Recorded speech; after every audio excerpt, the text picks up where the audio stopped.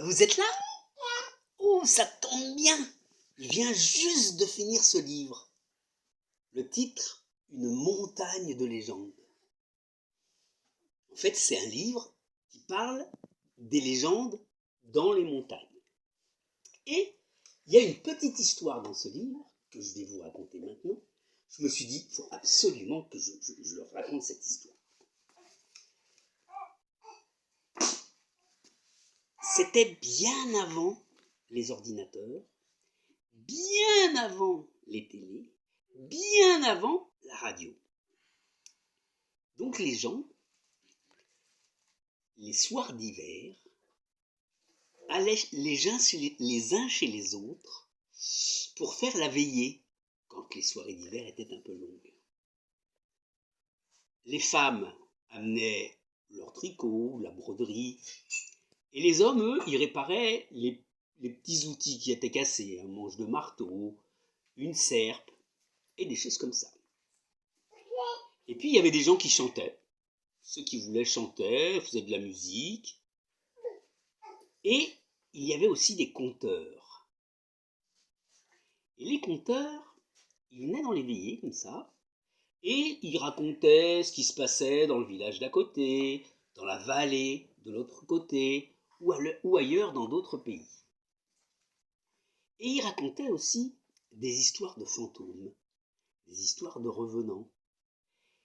Comme les gens vivaient tous dans la même pièce, à côté du feu, à côté de l'âtre, les enfants entendaient les histoires. Et ils étaient toujours un petit peu intéressés, impressionnés par ces histoires.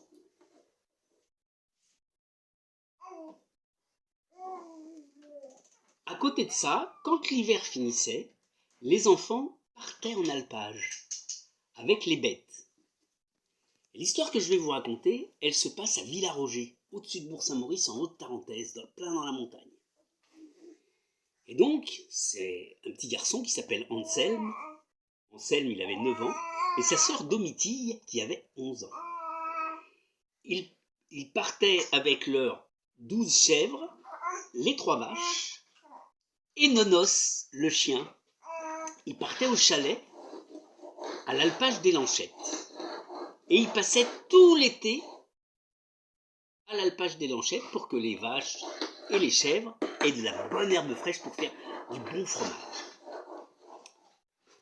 Donc cette année-là, ils étaient montés et les journées étaient bien remplies à l'alpage. Levé 5 heures du matin, on descendait pour commencer la traite des chèvres et des vaches. Puis, alors que Anselme finissait la traite, Domitille, elle allait préparer le petit déjeuner et un petit encas pour midi.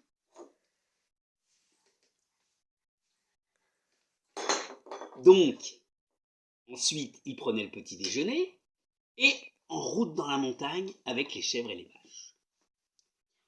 Ils allaient chercher des endroits où l'herbe était bien grasse avec de belles fleurs. Et tous les jours, il fallait changer d'endroit pour avoir de l'herbe fraîche. Donc parfois, à la fin de l'été, ils allaient très très loin.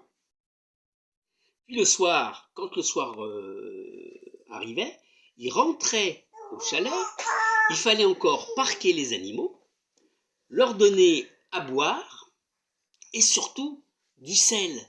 Parce que pour les ruminants, pour les vaches et les chèvres, c'est très important le sel. Et en plus, les chèvres, elles aiment beaucoup le sel. Alors, il fallait leur donner du sel. Puis, on donnait la gamelle à Nonos. Et ensuite, on mangeait un bol de soupe avec un quignon de pain dedans. Et on allait se coucher dans la paille. Le 13 août 1922, Domitille et Anselme dormaient. Et tout d'un coup, ils ont entendu un bruit. Comme une poignée qu'on ouvre. Et ça venait de la porte de la grange. Au début, Anselme et Domitille sont réveillés en sursaut.